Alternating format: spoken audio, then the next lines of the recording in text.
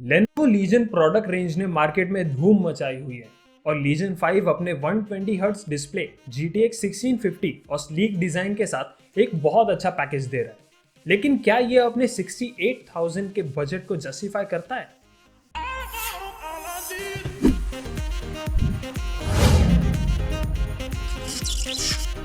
Just disclaimer, मैंने पहली बार 120 hertz display अच्छे से यूज किया, तो अगर तुम पहले से यूज करते हो या मैं अगर कुछ ऐसा बोलूं जो नूबी साउंड करे तो मेरे पास लेनोवो का आइडियापैड S540 है, i5 10th Gen MX250 वाला, of course thin and light है।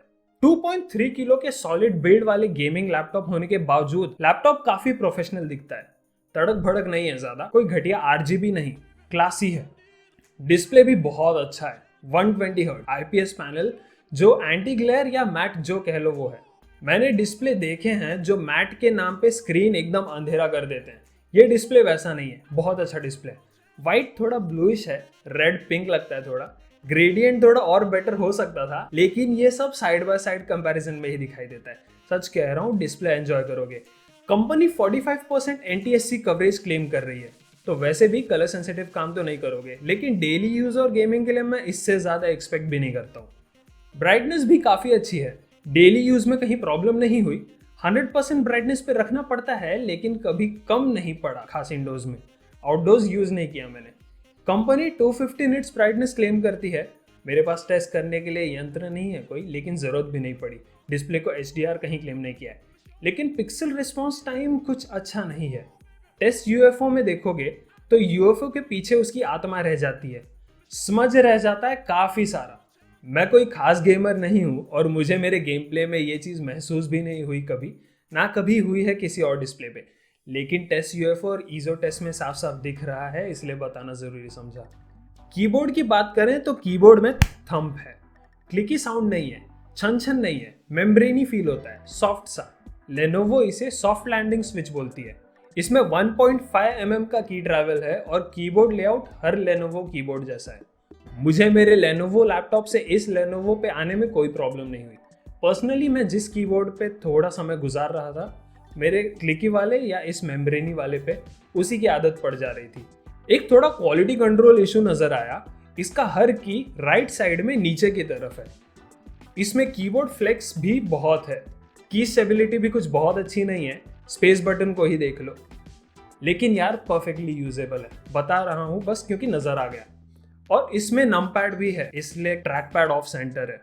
और एक बात, वो नजेस होते हैं ना F और J कीज पे होम रो पे, वो S और डाउन एरो की पे भी है। गेमिंग लैपटॉप, दूसरे गेमिंग लैपटॉप्स में भी होता है क्या ये? और हाँ, फुल साइज एरो कीज, अगर अभी तक ध्यान न गया हो तो।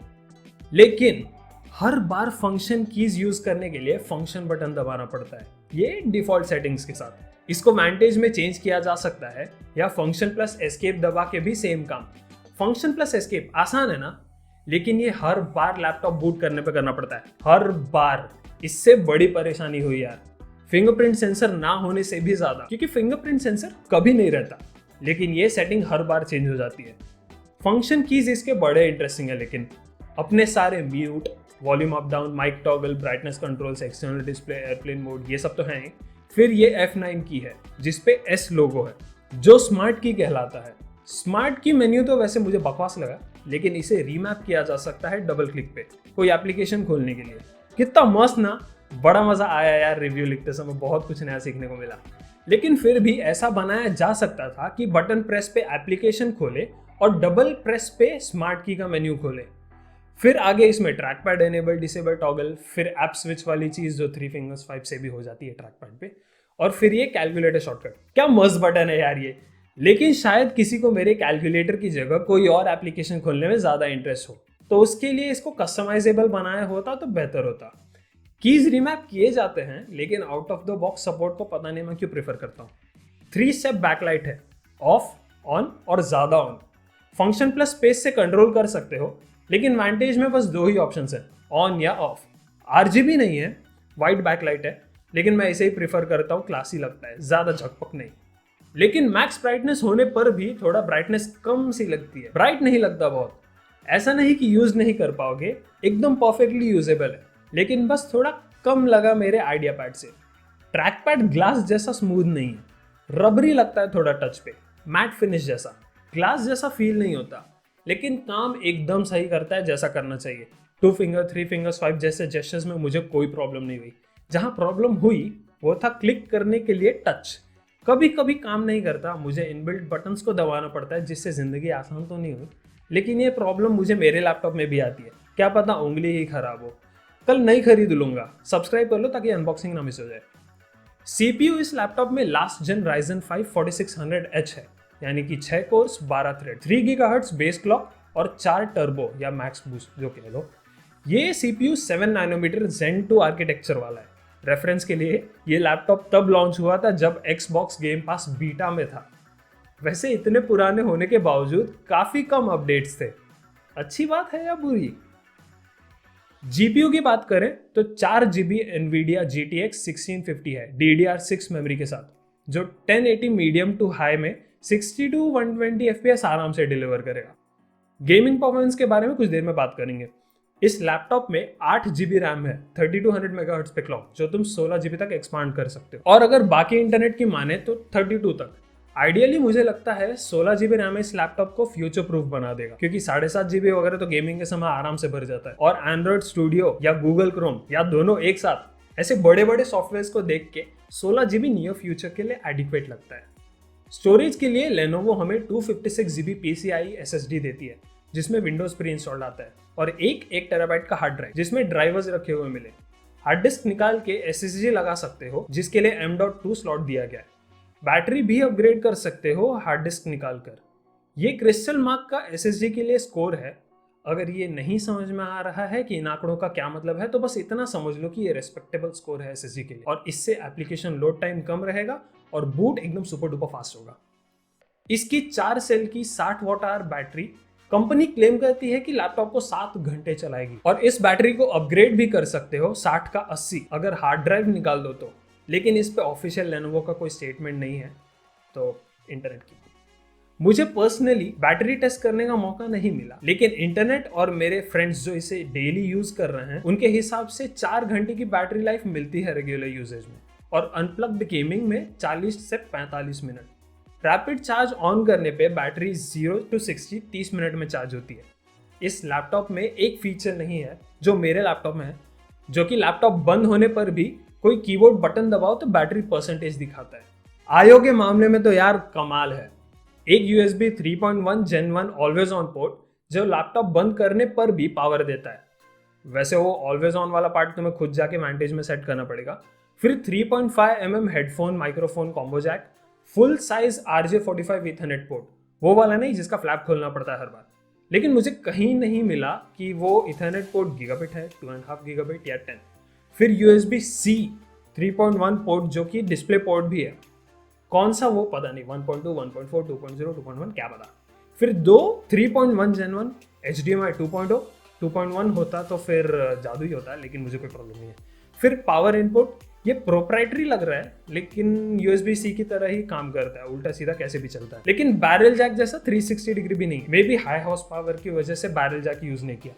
फिर एक केंजिंगटन लॉक, पावर इंडिकेटर, फिर रीसेट करने वाली टच की, फिर एक और 3.1 Gen 1 port. Total 4 USB 3.1 ports हैं, 5 अगर टाइप सी को भी जोड़ लो तो। खतरनाक आएगा यार। बस एक बात है, SD कार्ड स्लॉट नहीं है। अगर तुम्हें जरूरत पड़ती है तो तुम्हें पता होगा, क्रिएटर्स को ही ज्यादा जरूरत पड़ती है। मैं 10 साल से कंप्यूटर्स यूज कर रहा हूँ, लेकिन SD कार्ड स्लॉट अभी कुछ महीनों से ही यूज कर रहा हूँ, जब से इन वीडियोस के लिए फुटेज इधर उधर करना पड़ रहा है। और हाँ, CD DVD ब्लूरे ड्राइव्स भी नहीं है। एक चीज मैं हर बार लैपटॉप खोलने पर बड़ा मिस करता हूँ, फिंगरप्रिंट सेंसर नहीं है, जो हो सकता था यार। शायद यही कॉस्ट कटिंग होती है। विंडोज हेलो वगैरह भी नहीं है, इस बजट में होता भी नहीं है वैसे तो। केंजिंगटन लॉक यूज कर सकते हो अगर करना है। दोनों हिंजेस के बीच फ्लेक्स है, और बंद करने के बाद यहाँ भी। लेकिन ये स्क्रीन बंद करने के बाद वाला मेरे लैपटॉप में भी है। शायद ये चीजें इस प्राइस पॉइंट में एक्सेप्ट करनी होंगी। लेकिन अच्छा यहाँ ये है कि 180 डिग्री हिंज है। मुझे ये एकदम फालतू लगता था जब तक मेरे पास खुद के पास 180 डिग्री हिंज वाला लैपटॉप नहीं आया। ऐसे ऐसे समय पे काम आता है जहां तुम सोच नहीं सकते, और बड़ी खुशी इस लैपटॉप में है। और इसको खोलना बड़ा आसान है। ये हिंज या एंटी नॉच भी अगर नहीं होता तो भी इन स्लांट एजेस के कारण ढक्कन खोलना बड़ा आसान हो जाता है। ये बस क्वालिटी ऑफ लाइफ वाली बात है। हर बार लैपटॉप का सेंटर नहीं खोजना पड़ता खोलते समय, और वो एंटी नॉच तो एकदम डोर हैंडल की तरह मदद करता है। लेकिन मैं सजेस्ट करूंगा कि बीच में से ही खोला करो, शायद साइड से खोलने की वजह से फ्लश बंद होना बंद हो गया मेरा लैपटॉप कुछ दिनों में। इस लैपटॉप में वाईफाई 6 है, मस्त, लेकिन ब्लूटूथ 5.0 है। 5.2 तो नहीं है खैर, लेकिन 5.1 तक नहीं है जो नए लैपटॉप्स में आता है, भले ही थोड़े महंगे हो। इसके बड़े बड़े पंखे लैपटॉप को अच्छे से संभालते हैं। मोस्टली लो पिच वुश और है, लेकिन वो हाई पिच जेट इंजन जैसी वाइन भी सुनाई देती है पीछे।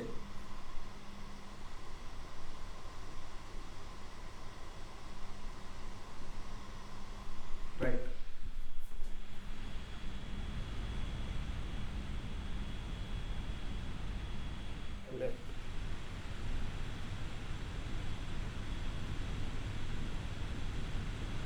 वैसे तो रेगुलर प्रोडक्टिविटी और मूवीज जैसे यूज में फैंस ऑन भी नहीं होते, लेकिन सॉफ्टवेयर अपडेट्स या इंस्टॉलेशन के समय वो हाई पिच वाइन आती है।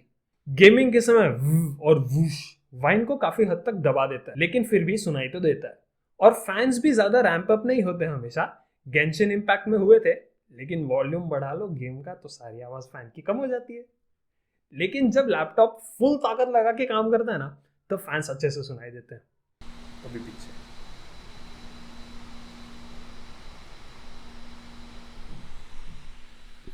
राइट पंखा,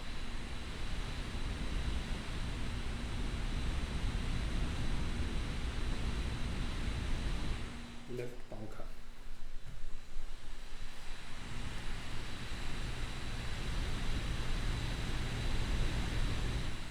नीचे इंटेक्स हैं, 3 तरफ एग्जॉस्ट। लैपटॉप ऊपर की एरिया में जहां पावर बटन है, बहुत हल्का मगर गर्म फील होता है, बहुत कम, क्योंकि प्लास्टिक है, गर्मी आने नहीं देता उंगलियों तक, ताकि उन उंगलियों से जाके लाइक का बटन दबा दो। सर्दियों में गर्म लैपटॉप थोड़ा कम्फी लगता है क्या? खैर ये हल्की गर्मी ऊपर से नीचे स्टिकर तक आते आते कम हो जाती है। तो मतलब कीबोर्ड एरिया भी गर्म होती है, लेकिन बहुत हल्की गर्म, यूज करने में कोई प्रॉब्लम नहीं आई। वैसे भी दिसंबर के महीने में टेस्टिंग की थी, थोड़ी गर्मी तो अच्छी ही लग रही थी। गेम्स की बात करने के पहले बता दूं, मैंने वेरिएबल रिफ्रेश रेट ऑन किया था। सारी गेमिंग 1080p डिफॉल्ट सेटिंग्स पे की है। पूरी गेमिंग के समय सीपीयू लगभग 60 और जीपीयू 50 to 60 डिग्री सेल्सियस पे था। गेमिंग की शुरुआत करते हैं सबके चहीते CSGO से, जहां एवरेज FPS परफेक्ट 120 है, वहीं 1% लो 74 FPS है। इतने कॉम्पिटिटिव FPS गेम्स में ये अच्छा नहीं लगता, लेकिन यार ओवरऑल एक्सपीरियंस बहुत अच्छा था। 120 हर्ट्ज डिस्प्ले मजेदार है यार। एनलिस्टेड में एवरेज फ्रेम रेट 98 मिला, और 1% लॉस तो भाई एकदम 43 FPS देख ही रहे हो। लेकिन सच कहूं तो उस गेम के लिए कोई प्रॉब्लम नहीं थी ये। यूरो ट्रक सिमुलेटर 2 की बात की जाए तो एवरेज FPS भले ही 108 हो, लेकिन शहरों में जाते ही जहां एसेट्स बढ़ जाते हैं स्क्रीन पे, वो 1% लो 65 FPS का वो ऊपर उठ के आता है। चुभता है यार। कुछ बहुत डिमांडिंग नहीं है ये गेम, लेकिन जहां भीड़ बढ़ी, इंटरचेंजेस वगैरह जैसी जगहों पे अचानक स्मूथ से लैगी लगने लगता है। वैसे मेरे दोस्तों ने इसे कूलिंग पैड पे रख के ATS 2 में 45 डिग्री सेल्सियस तक के टेम्परेचर्स पाए, और वो स्टटर जो मैं बोल रहा था ना, वो भी कम रिपोर्ट किया। तो शायद कूलिंग पैड इसके लिए एक अच्छी एक्सेसरी हो। वैलोरेंट में तगड़े FPS मिल रहे थे, पूरे 131 एवरेज, और 1% लो भी 85 है। तो वैलोरेंट में भाई कोई समस्या नहीं आई। वो 0.1% लो देख रहे हो, वो मुझे पता नहीं कहाँ से आ रहा है। उसको हटाने की कोशिश की मैंने, मेन्यू वगैरह में से आया होगा सोच के, लेकिन पता नहीं फिर भी कहाँ से आ जा रहा है। गेम प्ले में वो नजर नहीं आता। मैंने पहली बार खेलना चालू ही किया था टेस्टिंग के लिए, तो क्या पता शायद मुझे खेलना ही ना आता हो। फोर्टनाइट में एवरेज 60 FPS का मिल रहा था, मजा आया खेल के। 1% लोज भी इसके काफी लो हैं, लेकिन फिर भी गेम में मजा आया। उस गेम के लिए ठीक है, ये मस्ती मारना एंजॉय करने के लिए अच्छा है। गेंशिन इम्पैक्ट में एवरेज 57 FPS के साथ 1% लो 39 FPS, और ये 0.1% देख रहे हो 7.6 FPS, वो दिख रहा था गेम प्ले में। लेकिन ठीक है, फिर भी खेलने में कोई प्रॉब्लम नहीं आई। हम 15 FPS वाले गेमर्स हैं। बेंचमार्क्स की बात करूं तो यार, अगर तुम्हारे पास कोई कंपैरिजन नहीं है आगे आने वाले नंबर्स का, तो शायद तुम इस सेक्शन को स्किप कर सकते हो, क्योंकि मेरे पास भी कुछ खास कंपैरिजन्स नहीं है। सोचा तो था हर टेस्ट मेरे वाले से भी कंपेयर करके बताऊंगा, लेकिन सच में यार टाइम नहीं था उतना। रिजॉल्व 17 पॉइंट समथिंग पेस ने 1 घंटे 8 मिनट के वीडियो को रेंडर करने में, जिसमें बहुत कम ट्रांजिशंस इफेक्ट्स वगैरह थे, आर लॉन्गेस्ट एपिसोड येट को रेंडर करने में लगाए 14 मिनट 17 सेकंड। कंपेयर करना है मेरे MX 250 वाले लैपटॉप से, तो उसमें लगे 45 मिनट 46 सेकेंड। और टेम्परेचर्स की बात करूं तो जहां मेरे लैपटॉप 60 से 63 डिग्री सेल्सियस पे था, लीजन मैक्सिमम शुभ 51 तक गया। 3D mark time spy benchmark में लीजन ने कमाए पूरे 3792 पॉइंट्स। सिनेबेंच R23 के सिंगल कोर टेस्ट में 1145 पॉइंट्स और मल्टी कोर में 8641 पॉइंट्स। गीक बेंच के CPU टेस्ट के सिंगल कोर टेस्ट में 1100 अंकों के साथ मल्टी कोर टेस्ट में 5112 का स्कोर मिला। वहीं GPU टेस्ट में OpenCL में 38,516 और CUDA टेस्ट में 41,275। PC मार्क 10 में पूरे 4,913 का स्कोर लाया और हेवन टेस्ट में इन सेटिंग्स पर 1156 का स्कोर आया। रेसिडेंट ईविल 6 बेंचमार्क वैसे तो शायद मुझे गेम्स की कैटेगरी में डालना चाहिए था, लेकिन बेंचमार्क था तो चलो यहीं डाल दिया, जिसमें 1080p में 13,602 का स्कोर आया।